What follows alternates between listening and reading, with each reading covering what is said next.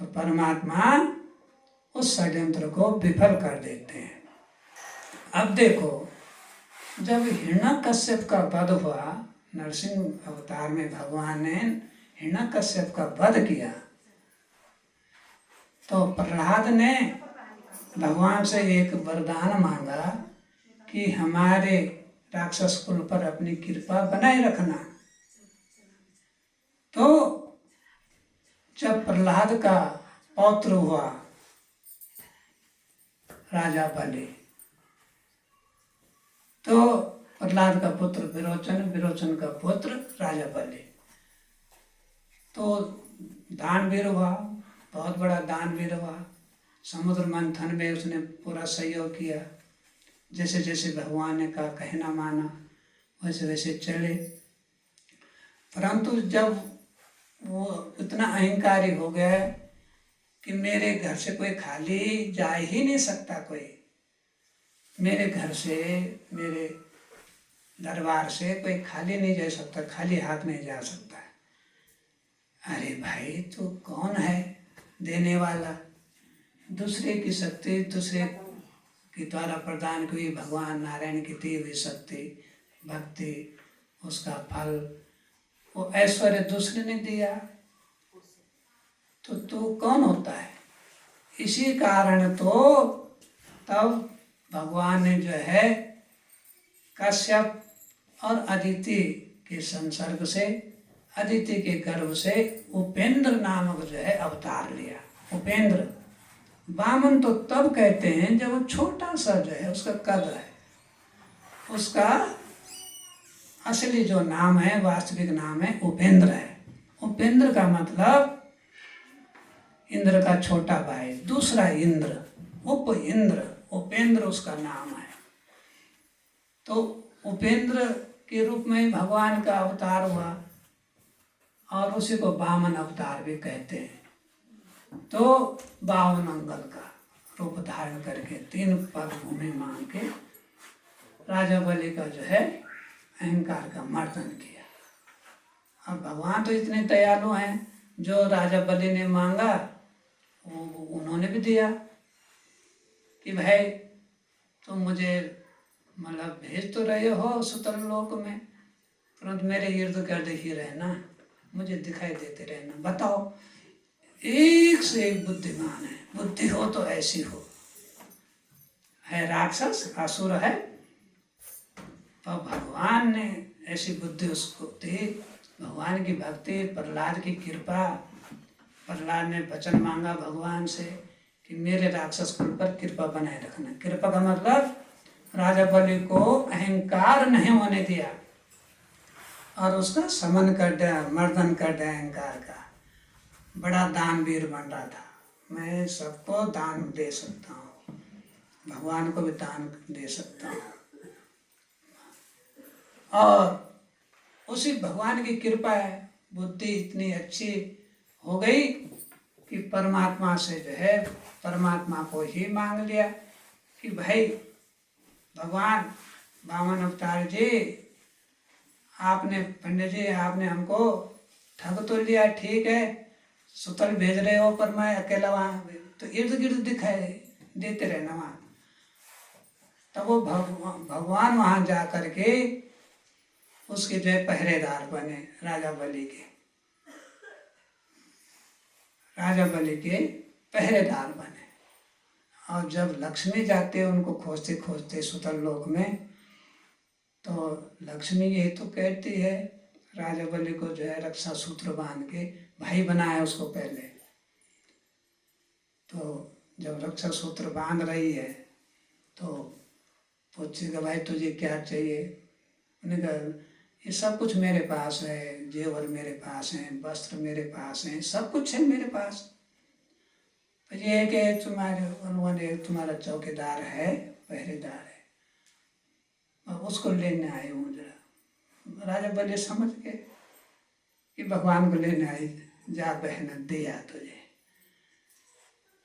तो परमात्मा हमेशा दयालु रहते, इस कारण उनका नाम जो है दीनदयाल हरि पड़ा है। तो भजन बना है, बड़ा प्यारा भजन बनाया है। और उसी घटना पर आधारित अन्य बहुत सारी ऐसी घटनाएं परमात्मा की हैं जहाँ उन्होंने अपना जो है दयाल रूप दर्शाया है। तो इसी कारण भजन बना है, गोविंद हरे गोपाल हरे गोविंद हरे गोपाल हरे गोविंद हरे गोपाल हरे। जय जय प्रभु दीन दयाल हरे, जय जय प्रभु दीन दयाल हरे, जय जय प्रभु दीन दयाल हरे, जय जय प्रभु दीन दयाल। गोविंद हरे गोपाल हरे गोविंद हरे गोपाल हरे, जय जय प्रभु दीन हरे, जय जय प्रभु दीन दयाल हरे, जय जय प्रभु दीन दयाल हरे, जय जय प्रभु दीन दयाल हरे, जय जय प्रभु दीन दयाल, जय जय प्रभु दीन दयाल हरे। गोविंद हरे गोपाल हरे गोविंद हरे गोपाल हरे गोविंद हरे गोपाल हरे, जय जय प्रभु दीन दयाल हरे, जय जय प्रभु दीन दयाल हरे, जय जय प्रभु दीन दयाल हरे, जय जय प्रभु दीन दयाल हरे, जय जय प्रभु दीन दयाल हरे, जय जय प्रभु दीन दयाल हरे, जय जय प्रभु दीन। श्री राम हरे श्री कृष्ण हरे, श्री राम हरे श्री कृष्ण हरे, श्री राम हरे श्री कृष्ण हरे, जय जय प्रभु दीन दयाल हरे, जय जय प्रभु दीन दयाल हरे, जय जय प्रभु दीन दयाल हरे, जय जय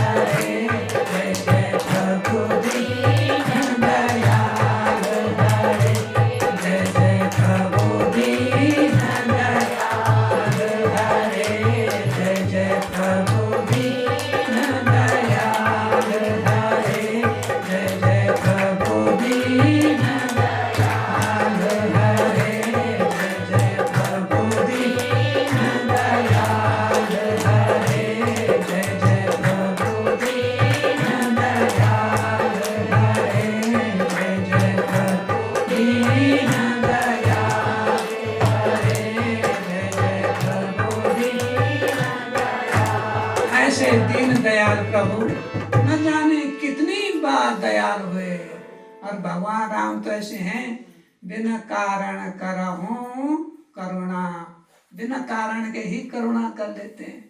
बहुत बड़े बड़े पापियों का उद्धार किया, तो वो इस ढंग से हैं। अब देखो कि भगवान किस ढंग से दयाल होते हैं, किस ढंग से कृपा करते हैं। और उन्हीं के समकक्ष दूसरी शक्ति ब्रह्मा जी। अब देखो ब्रह्मा जी सारे जो है ब्रज को डुबाना चाह रहे थे, बारिश करके गुस्सा हो गए कि मेरी कड़ाई नहीं कर रहे।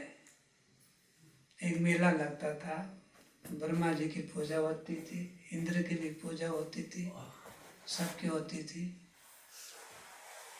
तो जब इंद्र की पूजा होती थी तो उन्होंने कहा, भाई तुम किसान लोगों, भगवान कृष्ण ने कहा, अरे भाई तुम कम से कम जो है इतनी बात तो सोचो कि कुछ और काम भी तो करो, और ढंग से भी तो तुम पूजा कर सकते हो। तो तुम अपने बार त्योहार कुछ और ढंग से भी तो मना सकते हो। तो भगवान कृष्ण ने सब बाल बालों को, सभी ब्रजवासियों को एकत्र करके और नए ढंग से जो है उस त्योहार को मनाने लग गए। तो जब नए ढंग से मनाने लग गए तो इंद्र कोपित हो गया, बहुत कोपित हो गया। इतने कोपित हो गए कि वो इतनी बारिश करती, उन्होंने इतनी बारिश करती, ब्रज को डुबाना ही चाह रहे थे, वृंदावन को डुबाना चाह रहे थे, ब्रज को डुबाना चाह रहे। तो ऋषि मुनियों ने उसमें कहा है, समझाया है कि देखो भाई, इंद्र तो उसको जो है डुबाना चाह रहा था,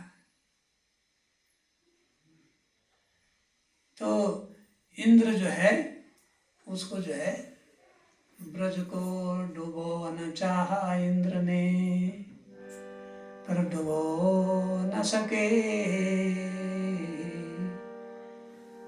ब्रज को डुबावन चाहे इंद्र ने, इंद्र डुबाने लगा उसको।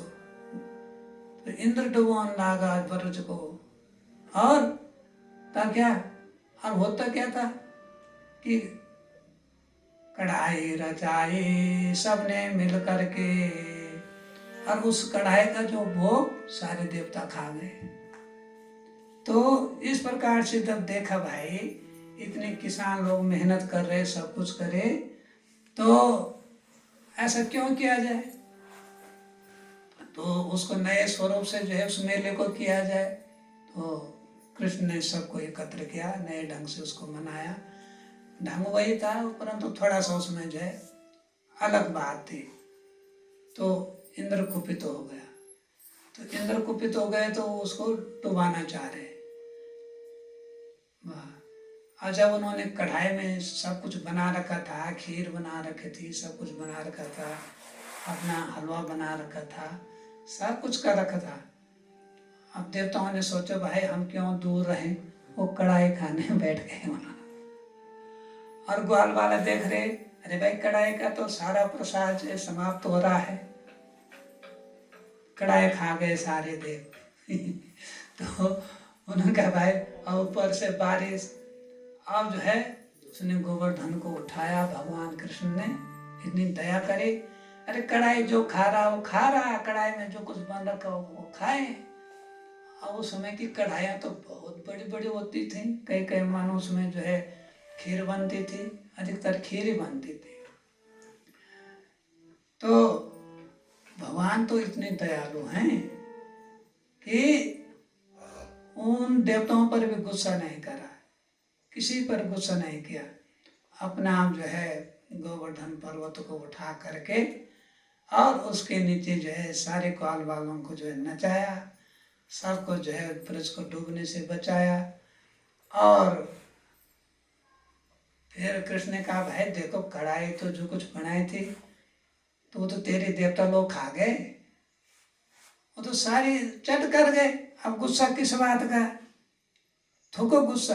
तब इंद्र ने तब माफी मांगी, क्षमा याचना करे, तब जा करके सब पर प्राण आया। 1 सप्ताह तक परेशान रखा ब्रजवासी। तो इंद्र डुबोन चाहे सारे ब्रज को, और कढ़ाई बना करके खा गए सारे देव, वो सारे देवता खाए, ग्वाल वालों के हाथ कुछ नहीं लगा।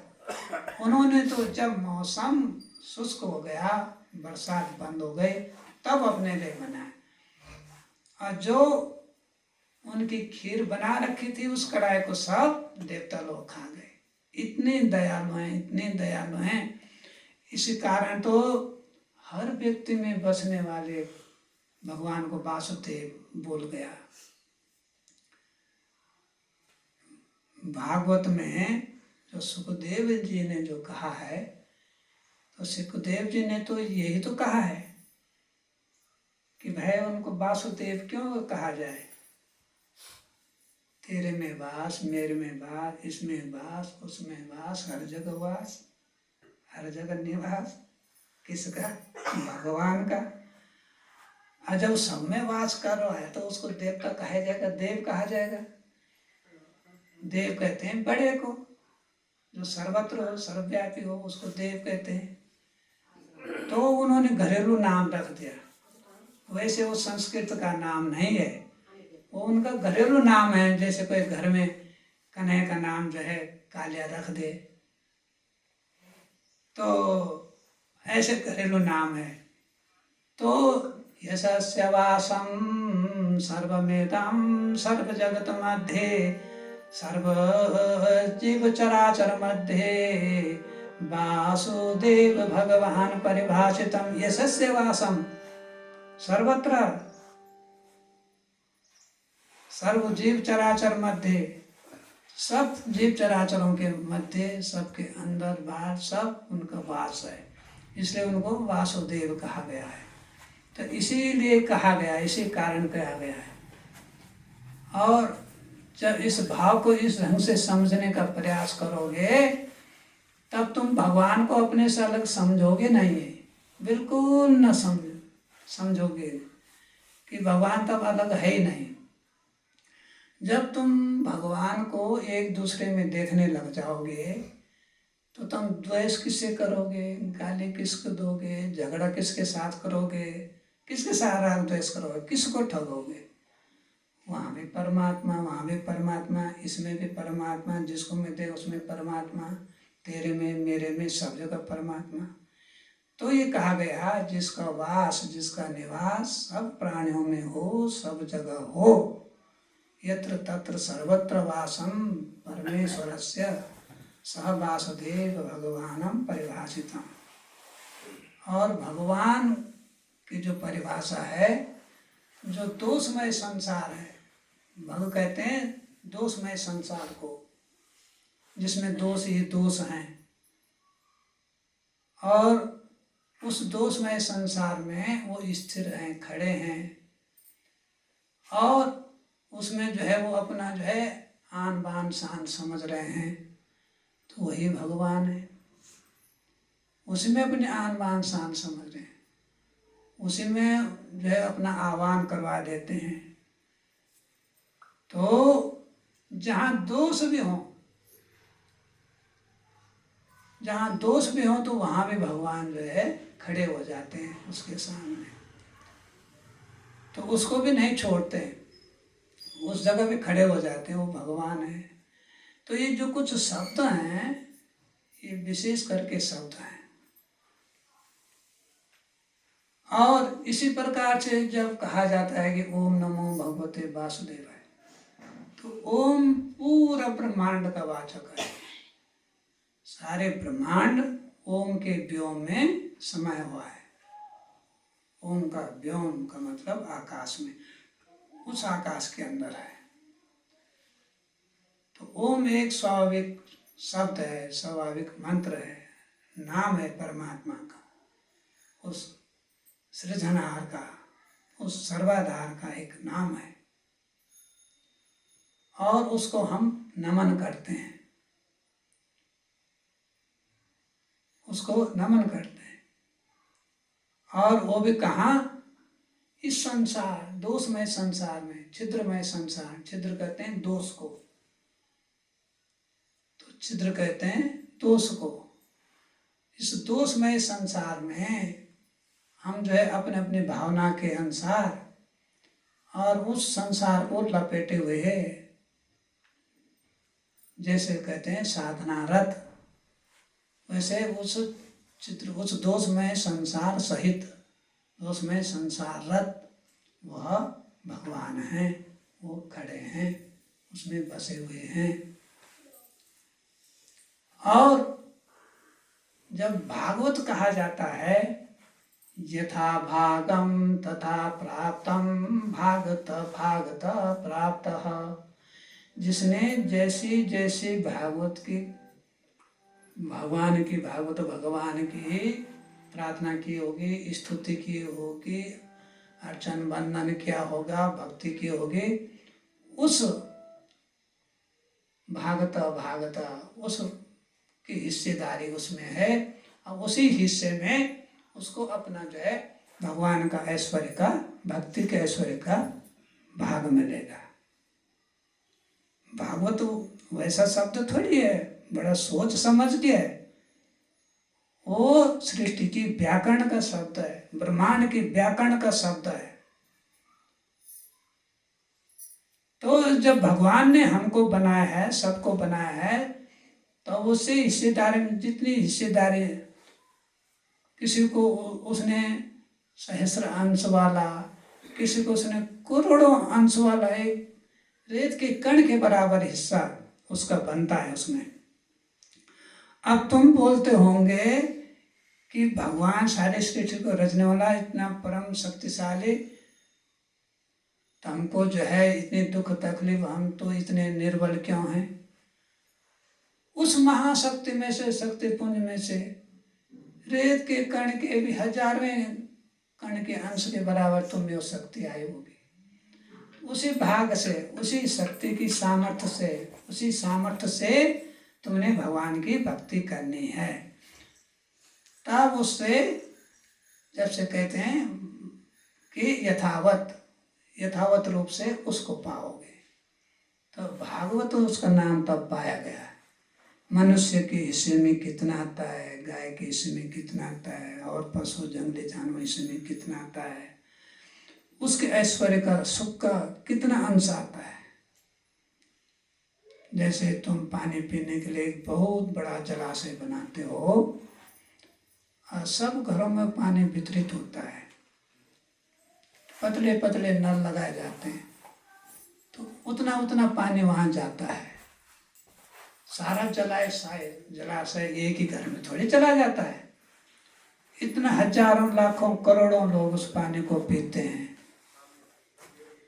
परमात्मा ऐसी व्यवस्था करता है कि देखो, जब बारिश होती है तो समुद्र से वाष्प बन करके वो आकाश की ओर जाती है, बड़े प्रेम से जो है बूंदें डालता है, गुद-गुद गुद-गुद गुद-गुद गुद-गुद गुद डालता है, छोटी छोटी बूंदें है। वो भी समुद्र है आकाश में, वो बादल में एक समुद्र ही है जिसमें इतना पानी है, कई कई दिन तक बरसता है। यदि एकदम कहीं टूट जाता है, कहीं कहीं टूट भी जाता है, तो वहाँ प्रलय हो जाती है। परंतु फिर भी परमात्मा इतने दयालु हैं कि आकाश में बादलों के रूप में इतना बड़ा समुद्र, सारे संसार में बारिश होती है उससे। आकाश में भी जो है बादलों के रूप में समुद्र, और धरती में भी समुद्र, जहाँ ज्वार भाटा रहे उसी समुद्र का पानी बादल बनते हैं। तो आकाश में भी बादल भी समुद्र का रूप है, और एकदम नहीं टूटता है। तो वो बूंद बूंद करके धरती में डालता है, आराम से सिंचाई करता है धरती के, आराम से आराम से, कई कई दिन तक। कोई जल्दबाजी नहीं करता कि एकदम सारा जल छोड़ दिया तो सारा संसार खंडर हो जाएगा। परंतु थोड़ा थोड़ा करके, कभी बीच में हल्का फुल्का गुस्सा आ जाता है, कहीं हो जाता है, और परले हो जाते हैं। हल्की फुल्की बात है, तुम जैसा गुस्सा तो नहीं आता भगवान, हल्का फुल्का बहुत छोटा सा गुस्सा है वो। तो इसलिए जो है वो प्रकृति को दिया गया, वो प्रभाव प्रकृति को दिया गया। तो पुरुष और प्रकृति, पुरुष परमात्मा है, प्रकृति ये सब देवी रूप है, जो उस संसार को धारण करती है, उस संसार को पालती पोसती है, उसको धारण करते है, अपने गर्भ में धारण, उसको प्रकट करती है। परमात्मा ने प्रकृति के द्वारा संसार प्रकट करवाया। तो बिना प्रकृति के तुम्हारा काम नहीं चल सकता।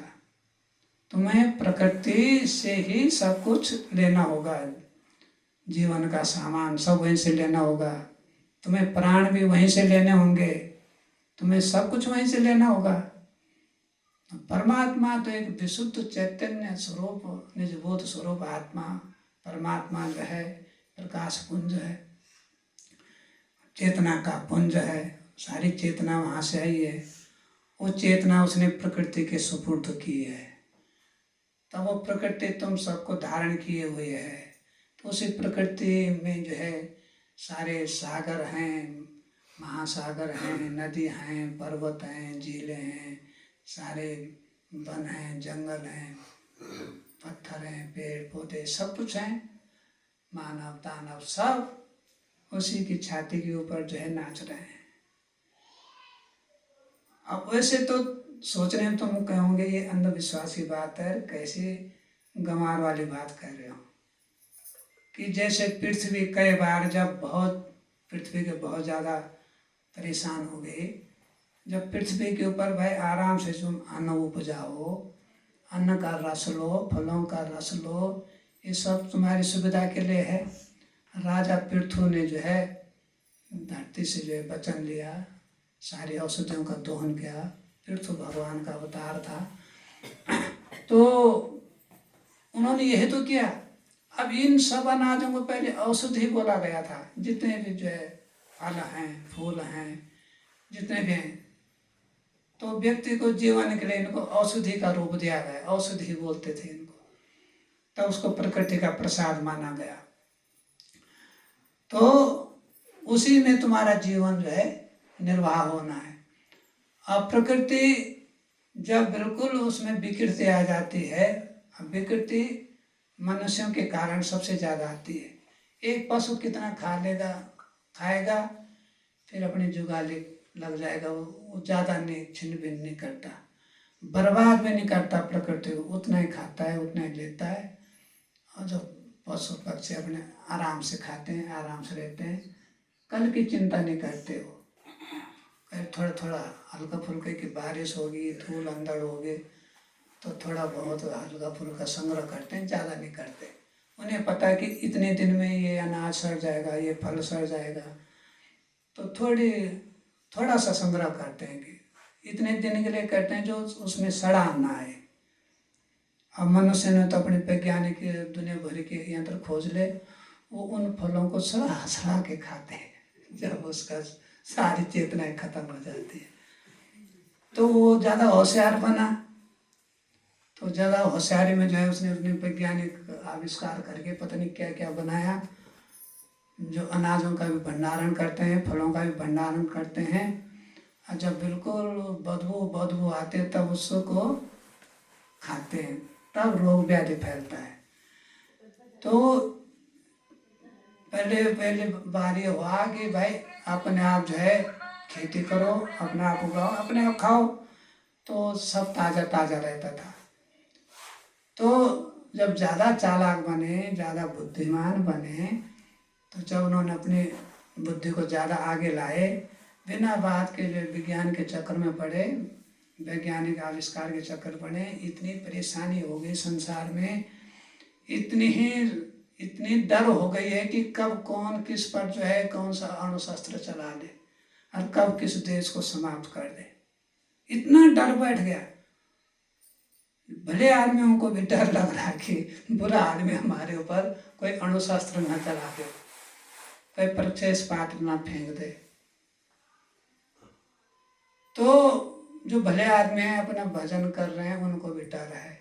जो सीधे साधे अपनी खेती किसानी कर रहे हैं बेचारे, छोटी मोटी जो है मजदूरी कर रहे, तो उनको भी डर है कि कोई बुरी सोच वाला देश या बुरी सोच वाला वैज्ञानिक कहीं अणुशस्त्र न फेंक दे, तब तो ये धरती से रसोगना ही बंद हो जाएगा, धरती समाप्त हो जाएगी।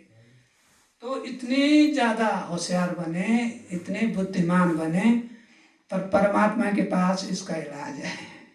परमात्मा अपने सृष्टि को फिर नए ढंग से संवारता है और नए तत्व प्रदान करता है, नई शक्ति देता है। तो परमात्मा विचार है, कितनी बार ये सृष्टि खंड खंड हुई है, कितनी बार ये सृष्टि जो है बर्बाद हुई है, ये ब्रह्मांड बर्बाद हुए हैं, कितनी बार प्रलय हो गया है। तो परमात्मा ने फिर अपनी सृष्टि को संवारा, नए ढंग से संवारा। तो परमात्मा सृष्टि तो उसकी है। अभी मनुष्यों का अहंकार है, देवताओं का अहंकार है, सिद्धजनों का अहंकार है, उधर यक्षों का अहंकार है। तो दुनिया भर की जो है इनमें भी देव दानवों का, सबका, दैत्यों राक्षसों का अहंकार है कि वो क्या सोचते हैं, दूसरे को डराने के सोचते हैं, डरा करके जो है मित्रता होगी, तो डरा करके यह मेरा कहना मानेगा। तो वो काल ने उनके अंदर डर का हवा भर दी है। तो वो काल का गुण है, माया का गुण है भरमाना। इससे ये लाभ होगा, इससे ये लाभ होगा, इससे ये लाभ होगा, और उन्नति और उन्नति और उन्नति। कौन सी उन्नति? तुमने आराम से रहने के लिए तो कुछ किया नहीं, चैन से रहने के लिए किया नहीं, भय मुक्त रहने के लिए कुछ किया नहीं कि जो तुम्हारा भय समाप्त हो जाए। लोभ लालच को समाप्त करने के लिए तुमने कुछ किया ही नहीं। लोभ आगे सुरसा की तरह बढ़ता रहता, लालच बढ़ता रहता है। और फिर उसमें भी ईर्ष्या कि उसने इतना कमा लिया, मैं इतना कमाऊं। जिंदगी पल दो पल की, कमा रहे न जाने हजारों वर्ष के लिए, सैकड़ों वर्ष के लिए। और वैज्ञानिकों की बुरी दृष्टि पड़ गई तो वो उसमें जो कुछ न कुछ करेंगे, उत्पाद खड़ा करेंगे। तो ये बात समझने की है, उसको समझो ढंग से। ज़्यादा चातुर्य ठीक नहीं होता, ज़्यादा बुद्धिमानी ठीक नहीं होती, ज़्यादा आविष्कारी दिमाग भी ठीक नहीं होता। किस बात का आविष्कार करना तुमने? अपने परमात्मा का आविष्कार करो, अपने परम तत्व का आविष्कार करो, आत्म तत्व का आविष्कार करो, संतोष का आविष्कार करो। थोड़े से में जो है संतोष करो, ज़्यादा इच्छाएं नहीं बढ़ानी चाहिए। इच्छाएं किसने देखी पूरी होती हैं कि नहीं होती हैं, तो ज़्यादा तृष्णा नहीं बढ़ानी चाहिए।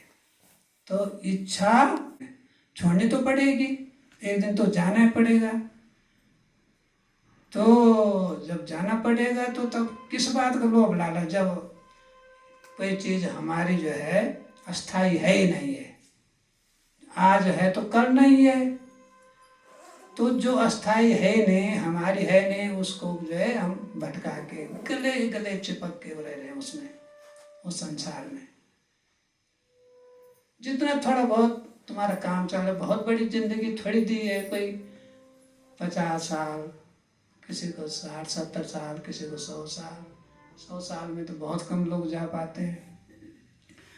तो जब जो तुम्हारे हैं, जो अस्थाई है तो परमात्मा है, परमात्मा का सुख है, अपने अंतर सुख है। अब किसी को पता है कि तुमने सब कुछ कमा धमा करके कल के समय जो है उड़ जाओ संसार से, बता भी नहीं पाओगे, बच्चों में संपत्ति का बंटवारा भी नहीं कर पाओगे। सुबह सुबह निकल जाओगे, कभी शाम को निकल जाओगे, कभी दोपहर को निकल जाओगे, कभी घर से बोल के थोड़ी देर में आया, पता चला कभी नहीं आया। तो इतना विचित्र मामला है। ज्ञान से काम लो, ज़्यादा चक्कर में मत पड़ो ना, और ज़्यादा चतुर बनने के, क्योंकि जो बाली है भगवान राम के सामने ही बोला, चल न पाई मेरी चतुराई, ये शब्द बोलता है, चल न पाई मेरी चतुराई। कईयों ने जो है बोला है, रावण भी जो है अंत में यही बोला। और रावण को जब पता लग जाए कि मैंने अथाह पाप कर लिए, अथाह पाप कर लिए, जब जगत जननी जगदम्बा को भी मैं जो है परेशान कर रहा हूँ, उसका मैंने हरण करके ले आया हूँ, तो उसे पता लग गया।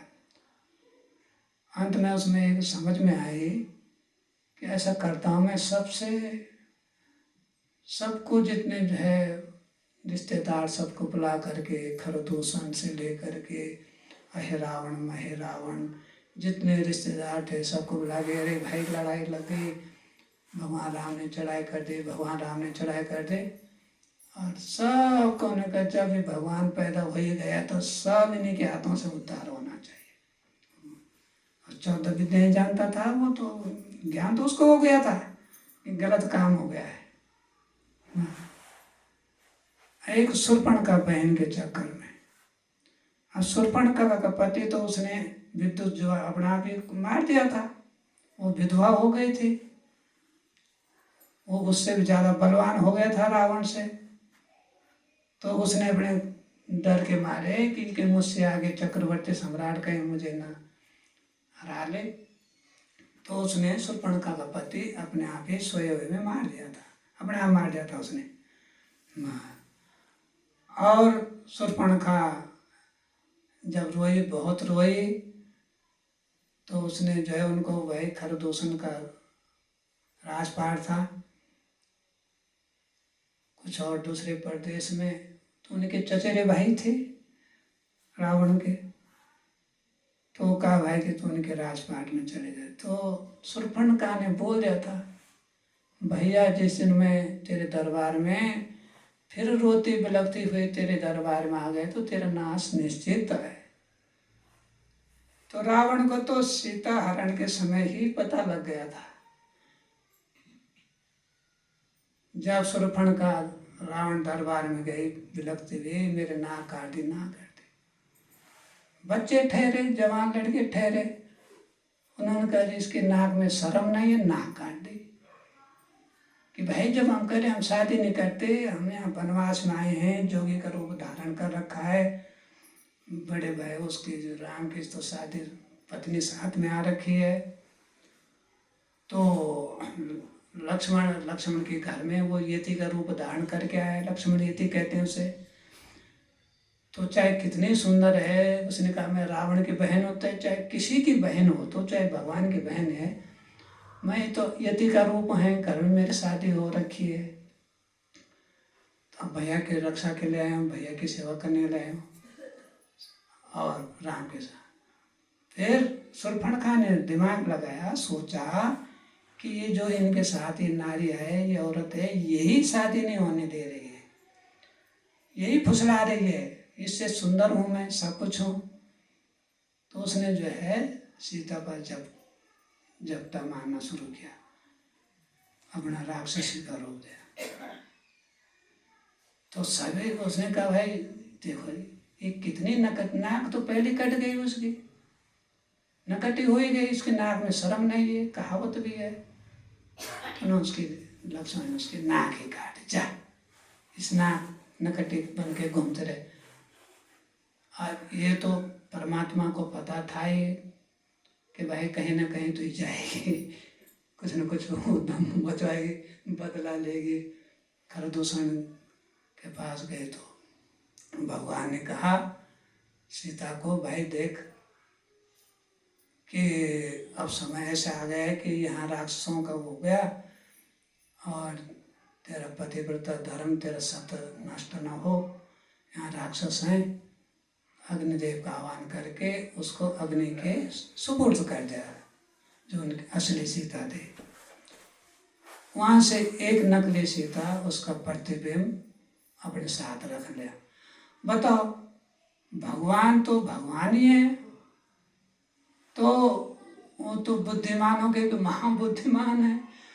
अरे उन्होंने कहा कि मैं इनको मारने के लिए ये हरण करके ले जाएंगे, ये करके पता नहीं क्या करते हैं, कैसे करते हैं। उन्होंने पहले ही उसका तोड़ ढूंढ लिया।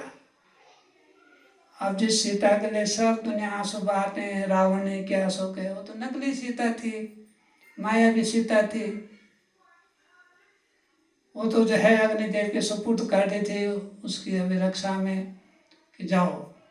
और इसी कारण वापसी के समय लंका पर विजय प्राप्ति के पश्चात अग्निदेव से अपनी सीता वापस लेनी थी, इसीलिए उसकी अग्नि परीक्षा ली गई समाज को दिखाने के लिए। कैसे लेते हो?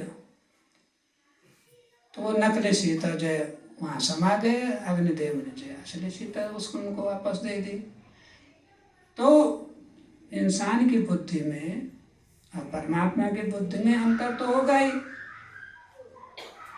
तो कुछ जो है आलोचक ऐसे बोलते हैं कि बहुत ऐसी ऐसी बातें बोलती हैं, भूमि सुता जिनकी पत्नी वही राम भूपति हुई कैसे।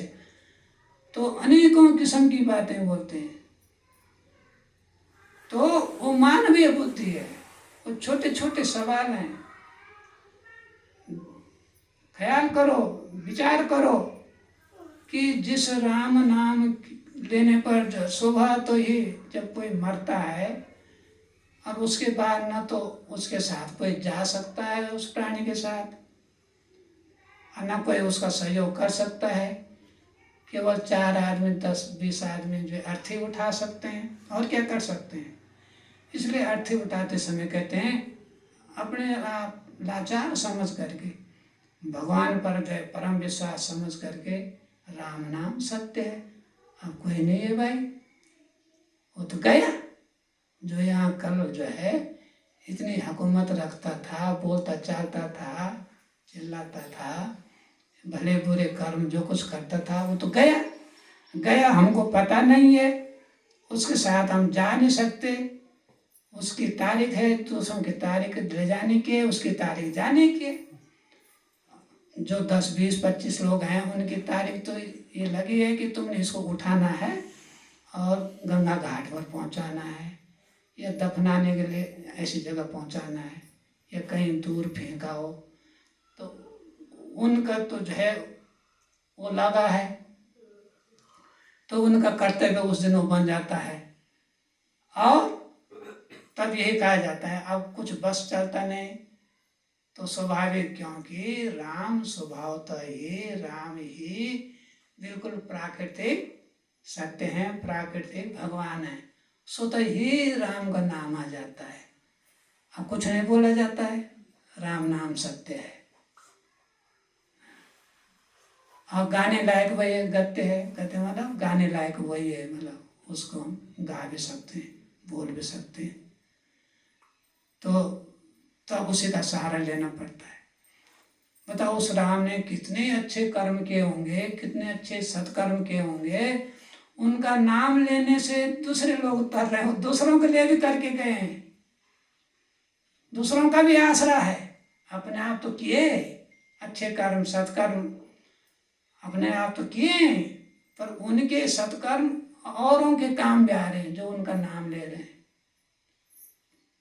छक्के पंडित पैसे कमा रहे हैं, द्रव्य कमा रहे हैं, खूब धनाढ्य बन रहे हैं, नकली असली कथा सुना के, दुर्व्यसन करके भी, लोभ लालच करके भी, नकली मन से भी असली मन से खूब छप्पर फाड़ के दे रहा है। इतनी शक्ति राम नाम में है। थोड़ा सा कहीं टीका लगा लो, राम राम हो जाती है। तो वो स्वाभाविक नाम है, ये स्वाभाविक भगवान है। अब देखो परमात्मा ने वहाँ उनकी तैनाती करे, उनकी तारीख लगा दे कि ये तो मेरे पास आएगा, इसको तो मैं ले जाऊंगा, बाकी जो इसका ये सड़ा गला शरीर है, इसे बदबू आ जाएगी, जो अपने इधर रखोगे तुम्हारा नुकसान है, इसको उठा के कहीं दाह संस्कार कर लो, या दफना दो, या चील कौओं में जो है उसको कहीं दूर फेंक दो, उनके काम आएगा। अब बहुत से इतने बीमार हैं, चील कौवे भी मर जाएंगे उनको खा के, तब क्या होगा। तो जब महाभारत का युद्ध शुरू हुआ और उसके शुरू से पहले तो सियार भी उनका मांस खाने को डरते थे। भाई सबके दाह संस्कार कैसे करें? नियम तो कहता है कि सूर्यास्त के पश्चात दाह संस्कार न करें, परंतु महाभारत के युद्ध में सारे दाह संस्कार रात को ही हुए। वहाँ रात को ही तो समय मिलता था, दिन को तो युद्ध होता था, तो रात को ही सारे दाह संस्कार सारे रात को हुए। तब सियार लोग भी दूर दूर रहे महाभारत युद्ध से कि भाई इतने भयंकर लोग हैं, इनका मांस खा के पता नहीं हमें क्या हो जाएगा, तो वो भी उनका मांस नहीं खाते थे। अब देखो काल ने कितनी हवा भरी, सब लड़ने को तैयार हो गए। तो ये कहते हैं कि जब भक्ति करनी हो तो भक्ति इतनी आसान भी नहीं है, भक्ति बहुत कठिन है, बहुत कठिन है भक्ति। भक्ति भक्तों बहुत कठिन है, रत्ती भर चले न खोट, निराधार का सब खेल है, अधर धार की चोट।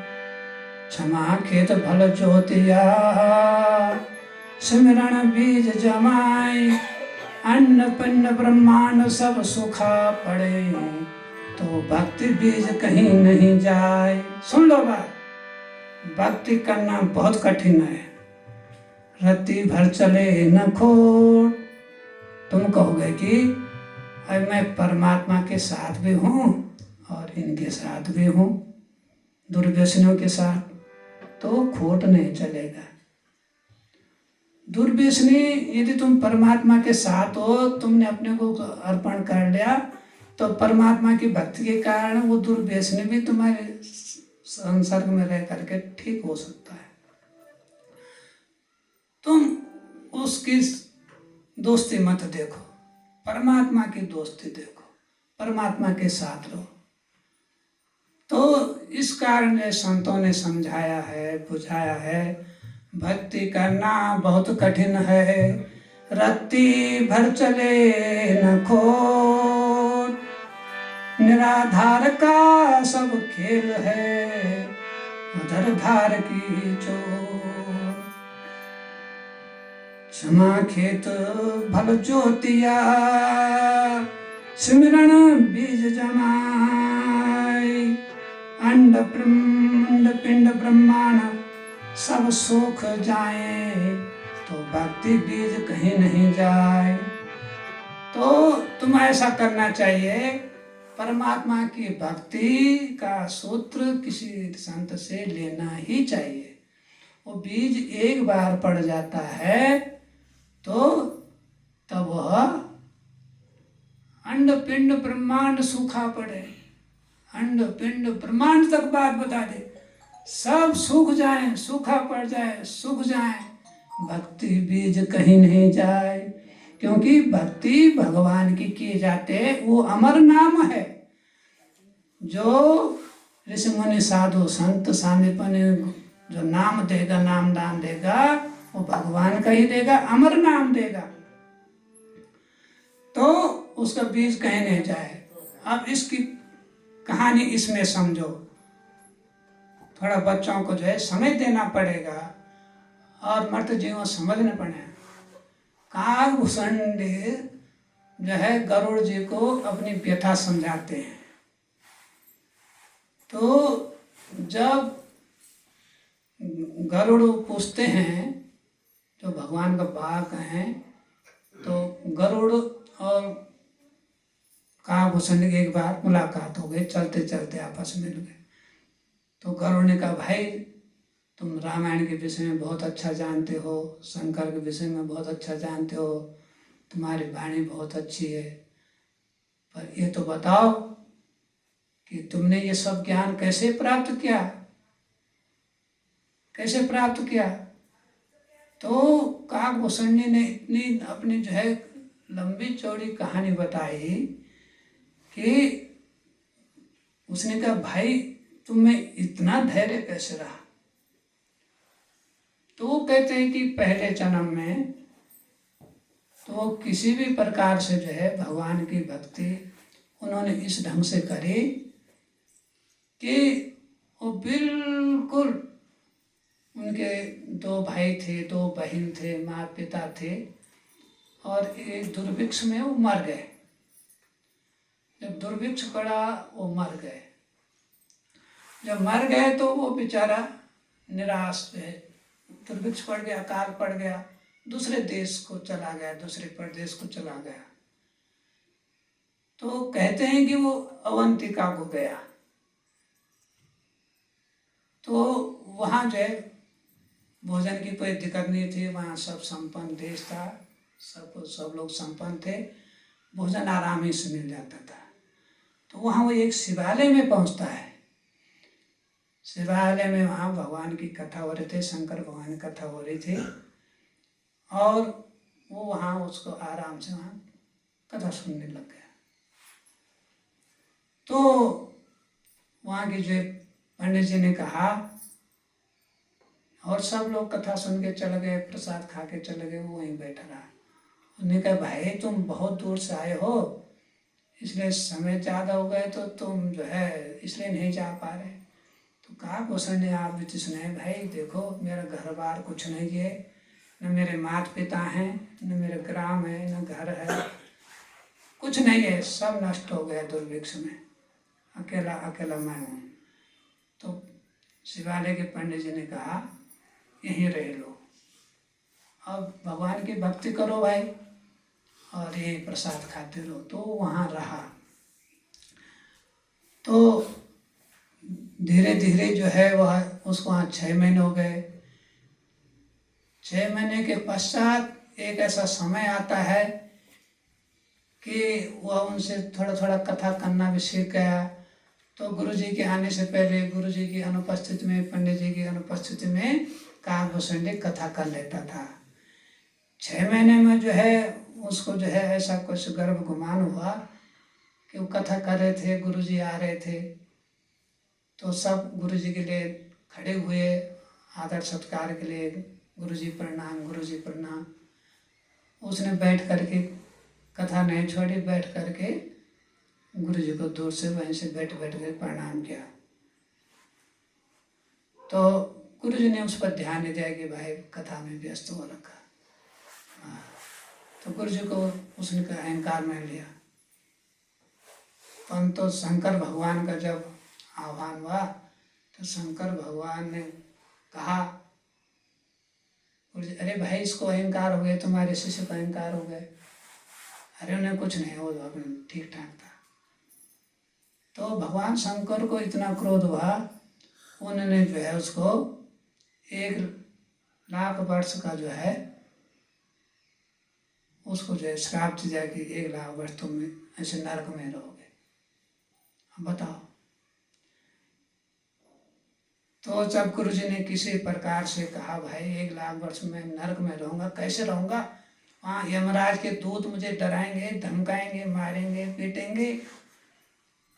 तो तब फिर जो है गुरु जी ने ये व्यवस्था करी, भाई ऐसा कुछ काम करो। उसने भी कहा काकभूषण ने कि भगवान शंकर भगवान को मना करके एक बात मनवा लो गुरु जी, कि मैं भक्ति याद रहेगा, सब कुछ रहेगा, तो मुझे जो है ये मारे पीटे न, मुझे मतलब प्रताड़ित न करे, यम के दूत, नरक में जाने तैयार हो।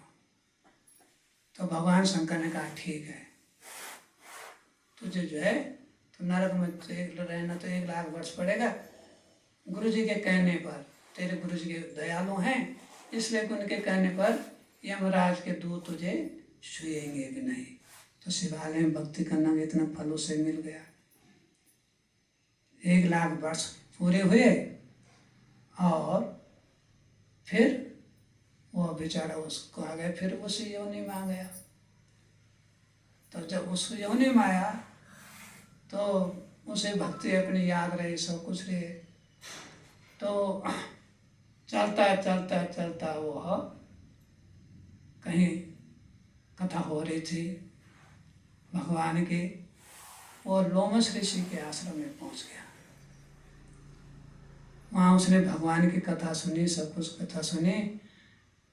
तो काकभूषणी ने सवाल उठाया, अरे भाई तुम कह रहे हो ये तो साकार सुकार सब जो है नष्ट हो जाता है, क्षण भंगुर है, सारे आकार समाप्त हो जाते हैं, हमारा शरीर का आकार, सबके शरीर के आकार समाप्त हो जाते हैं, परमात्मा तो निराकार है, निर्विकार है।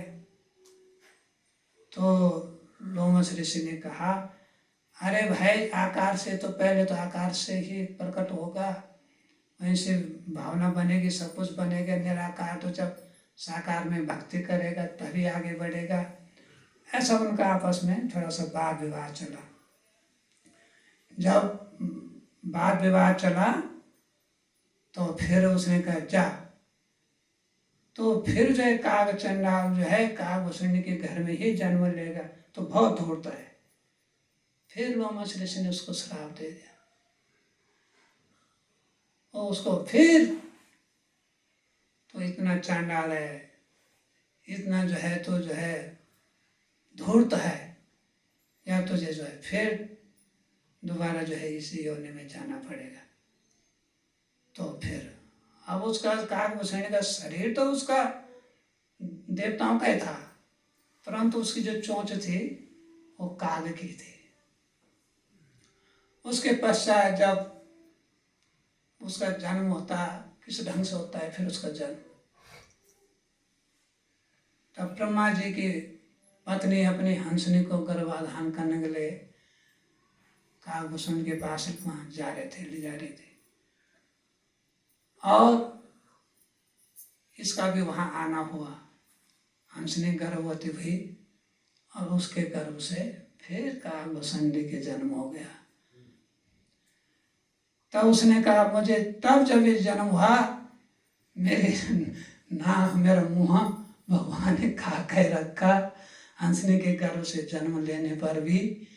और फिर मुझे जो है दिव्य ज्ञान हो गया और मैं जो है रामायण गाने वाला, भगवान शंकर से मैंने रामायण सुनी और रामायण का प्रकांड विद्वान मैं अमर हो गया। तो उसने ये कहा, अब बताओ ये चारों पंक्तियां जो अभी सभी को सुनाई गई है, जितने भी जहाँ भी जो भी सुन रहा है इस दिव्य प्रसारण को, तो ये समझाया गया है कि भक्ति बहुत कठिन है, रत्ती भर चले न खोट, निराधार का सब खेल है, अधरधार की चोट। ये अधर में फंस गए। और निराधार जिसका कोई आधार नहीं है, जिसका कोई आधार नहीं संसार का, निराधार का सब खेल है, अधरधार की चोट। संसार में सब संसार का खेल है और अधरधार की चोट, वो अधर में फंस जाता है, मझधार में फंस जाता है, वहाँ उसको चोट लगती है। ऐसे काकभूषण जी को चोट लगी, परंतु उसका भक्ति बीज शिवालय में रहता था, तब भी भक्ति बीज, शंकर भगवान भक्ति बीज पड़ा। और जब लोमस ऋषि की यहाँ कथा सुनी तो भी, और जब ब्रह्मा जी की पत्नी अपनी हंसनी को गर्भ धारण कराने के लिए ले जा रहे थे, तो उसे उसके दर्शन भी हो गए सावित्री के, और वहाँ जो है उसका उसमें प्रवेश, गर्भ में प्रवेश हो गया गर्भाधान के समय में। और हंस तो जो नीर क्षीर विवेकार्य थे, हंसनी के गर्भ से जन्म होने पर, वो भी किसकी हंसनी, ब्रह्मा जी की पत्नी की हंसनी, उसके गर्भ से जन्म हुआ, तब वो प्रकांड विद्वान हुआ। और फिर भी भगवान ने उसकी चोंच काकी ही रख दी, काकी ही चोट। तो भगवान राम के साथ वही तो काग खेल रहा है, वही तो भगवान राम जो शिशु रूप जो है भगवान है, राम है, उनके हाथ से वही काकभूषण वही तो जो है रोटी छीन रहा है दूध में, बर्तन में जो है छोटी सी कटोरी में, उसमें जो है रोटी है, दूध है, तो उस रोटी के टुकड़े को जो है वही कौवा तो ले जाता है, वही काकभूषण वो रामायण का सबसे बड़ा ज्ञाता है। तो आसान बात नहीं है, परंतु भक्ति भी तो ये कहा गया है कि क्षमा खेत भल ज्योतिया। ये क्षमा का खेत है, परमात्मा जो क्षमा करता है, क्षमा करता रहता है। ऋषि मुनि श्राप देते रहते हैं और भगवान क्षमा करता रहता है। क्षमा खेत भल ज्योतिया। धैर्य क्या? काकभूषणी ने किसी को श्राप नहीं दिया, धैर्य से 1,00,000 वर्ष वो गंवाए और बाद की योनि भी सुने, किसी को कुछ नहीं बोला, तो धैर्य रखा। तो इसलिए कहा गया है क्षमा खेत भल ज्योतिया। उस खेत की जुताई करी भगवान की भक्ति करके, सुमिरण बीज जमाए। क्योंकि वहाँ जो है पंडित जी ने शिवालय में अवंतिका में कहा था कि भाई तुम नमः शिवाय बोलो।